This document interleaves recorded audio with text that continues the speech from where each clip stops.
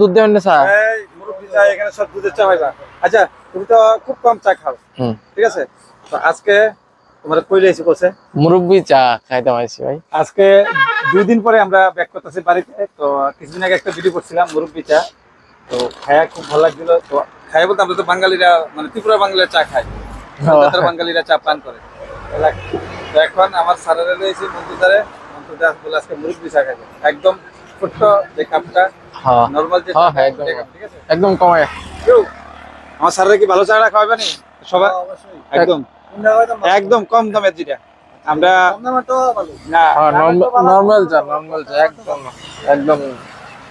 চলো নরমাল চাই কেমন এখন আমরা হাই ফাই চা খাওয়ার দরকার নাই, একদম খায়া সত্যি কথাটা কইবা, ঠিক আছে? আমি তো সেদিন খাইছি, সেটা আমি রিভিউ দিয়ে গেছি, ঠিক আছে? তো আজকে আবার আইছি মুরব্বি চা খেতে।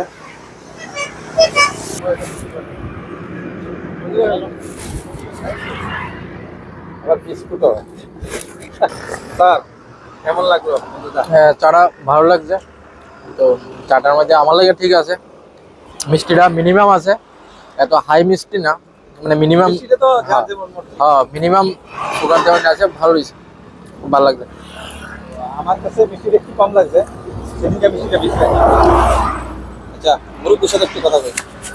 মুরব্বি হ্যাঁ নাম তো মুরব্বি না? না আমার নাম মুরব্বি না, মুরব্বি তো মনে করেন যেমন তার নাম আপনারা সবাই যেমন মনে করেন কইলা মিলে লেখলা মিলে যেমন দাদা চা, এর কারণে লিখছি মানে মুরব্বি চা।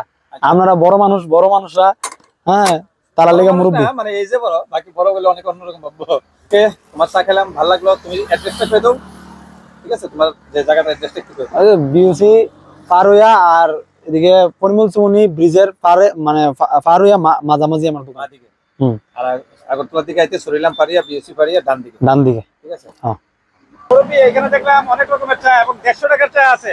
ওই মানে 150 টাকার চার মধ্যে কি আছে আর নরমাল চার মধ্যে কি আছে একটু কম? নরমাল চা তো নরমাল চা হইব, চিনি চা পাতা দুধ এরকমের মধ্যেই।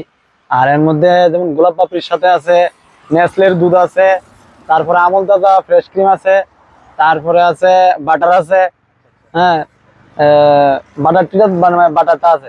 আর গোলাপ পাপড়িটির ভিতরে গোলাপ পাপড়ি হইব, নেসলে দুধ হইব, যেমন আমল তাজা ফ্রেশ ক্রিম হইব, তারপরে গোলাপ পাপড়িটা হইব আর কি। না না হইছে হ্যাঁ হইছে 150 টাকা চা খায় আমার টিপস দিয়ে গেছে। সত্যি দুজনে চা খাই গেছে 300 টাকা।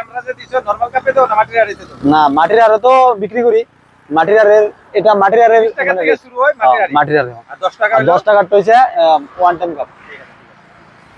ঠিক আছে সবাই আইেন, চা খেয়ে সবাই আইেন। তারপরে যদি খারাপ হয় দিলে কমেন্ট করেন, যদি খারাপ হয় আমি চেষ্টা করবো আর একটু ভালো করানোর লেগে দেবো।